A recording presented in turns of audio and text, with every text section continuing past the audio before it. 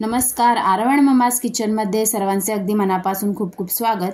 आज आपण बनवणार आहोत तिळाचे लाडू। तर थंडीची चाहूल लागलीच म्हणजे जवळपास नोव्हेंबर महिन्याच्या सुरुवातीपासून आपण उष्ण पदार्थ म्हणजेच तिळाचे आणि गुळाचे प्रकार बनवायला सुरुवात करतो।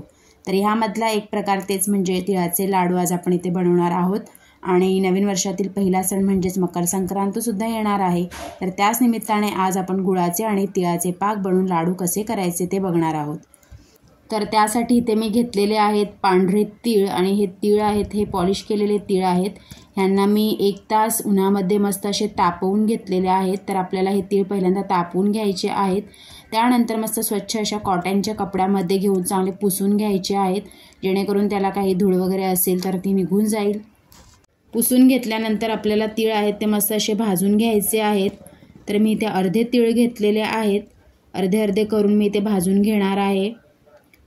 मंद आचेवर एकदम मस्त असं मिक्स करत राहायचं आहे, कंटिन्युअसली मिक्स करत राहायचे आहे, कारण जास्त करपायला नको म्हणून।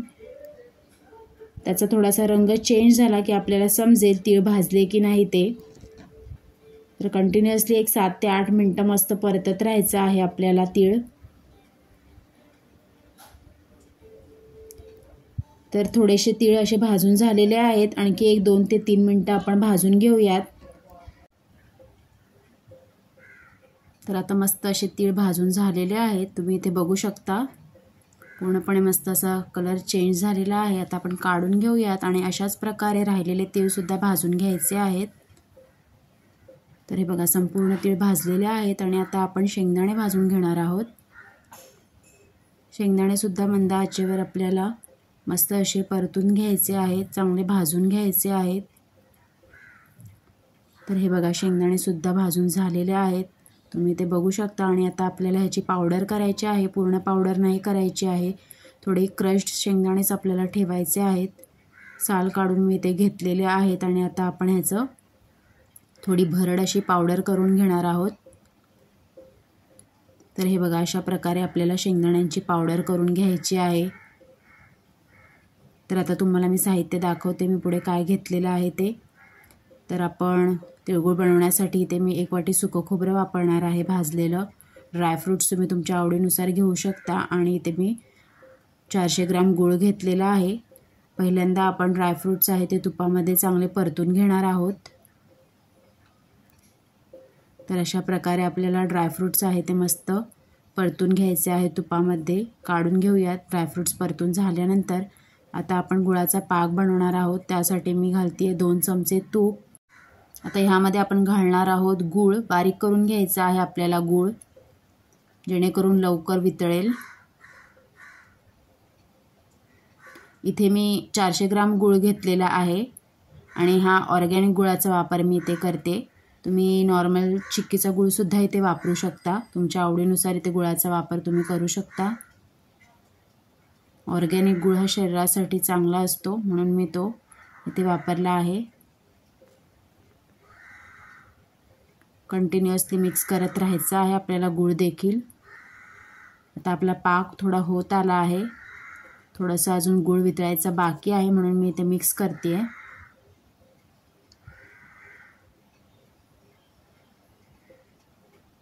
मीडियम गॅसवर आपल्याला परतत राहायचं आहे गूळ पण। तर आता आपला पाक बनलाय की नाही हे चेक करण्यासाठी कसं चेक करायचं ते मी तुम्हाला इथे दाखवते। तर आपल्याला 1 वाटी असं पाणी घ्यायचं आहे आणि पाण्यामध्ये जे आपण पाक बनवला आहे ते सोडायचं आहे। तर आता आपण चेक करून घेऊयात आपला पाक रेडी झाला आहे की नाही ते। तर इथे मी घेतली आहे वाटी, त्यामध्ये आहे पाणी, पाण्यामध्ये आपल्याला पाक आहे तो सोडायचा आहे। पाकाचा गोळा तयार झाला म्हणजे आपला इथे पाक रेडी झालेला आहे, तुम्ही इथे बघू शकता असा गोळा तयार होतोय म्हणजे आता आपला पाक इथे रेडी झालेला आहे गुळाचा। आता आपण ह्यामध्ये एक एक करून सगळं साहित्य घालायचं आहे। तर पहिल्यांदा घालूयात भाजलेले तीळ, सगळं साहित्य आहे ते मस्त असं एकजीव करून घ्यायचं आहे एक एक करून गुळामध्ये म्हणजे पाकामध्ये। तर आता पहिल्यांदा तीळ आहेत ते मस्त असे मिक्स करून घेऊयात आणि एकदम मीडियम गॅस ठेवायचा आहे आपल्याला, जेणेकरून खाली लागायला नको किंवा करपायला नको। तीळ आता मस्त मिक्स झालेले आहेत आणि आता आपण घालूयात भाजलेले शेंगदाण्याचं कूट. भरडच कूट ठेवायचे आहे आपल्याला, म्हणजे तिळगुळ खाताना दाताखाली आलं की छान वाटतं. मस्त असे शेंगदाण्याचं कूट देखील मस्त मिक्स करून घ्यायचं आहे पूर्ण पाकामध्ये.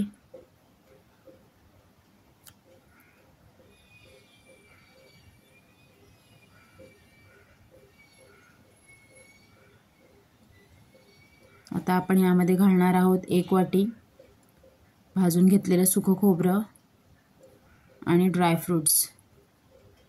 ड्रायफ्रूट्स तुम्ही तुमच्या आवडीनुसार तुम्हाला जे हवे ते तुम्ही घालू शकता, ऑप्शनल आहेत, नाही घातलात तरी चालेल. मी ते घातलेले आहेत थोडेसे ड्रायफ्रूट्स. मस्त सगळं साहित्य आहे ते मिक्स करून घ्यायचं आहे आता आपल्याला.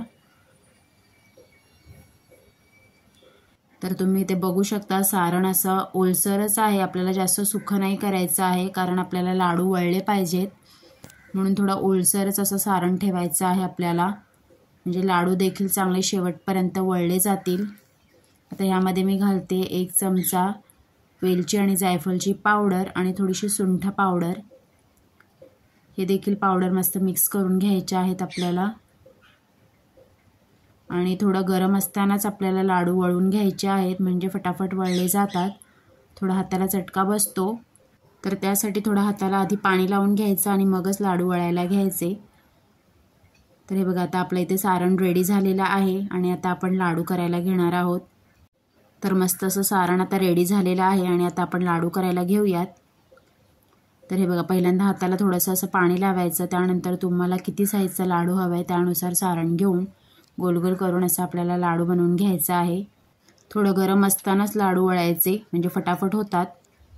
आणि तुम्हाला असं वाटलं की शेवटचं सारण जो राहिलं आणि त्याचे लाडू बनत नाही आहेत, तर थोडंसं सारण परत गरम करायचं म्हणजे होतील ते, कारण थंड झाल्यावर सहसा लाडू असे वळले जात नाहीत, गरम गरमच असताना वळायचे असतात ते. तर तुम्ही ते बघू शकता अशा प्रकारे आता आपल्याला सगळे लाडू आहेत ते बनवून घ्यायचे आहेत. आता लाडूला किती आकार द्यायचा ते तुमच्यावर आहे. माझे पण थोडे छोटे मोठे झालेले आहेत, तुम्ही ते बघू शकता, कारण सारण खूपच गरम आहे आणि मी थोडं पाणी लावूनच करते लाडू. तर अशा प्रकारे सगळे लाडू मी बनवून घेते. तर अशा प्रकारे आपले तिळाचे गूळ वापरून पाकातले लाडू असे मस्त तयार झालेले आहेत.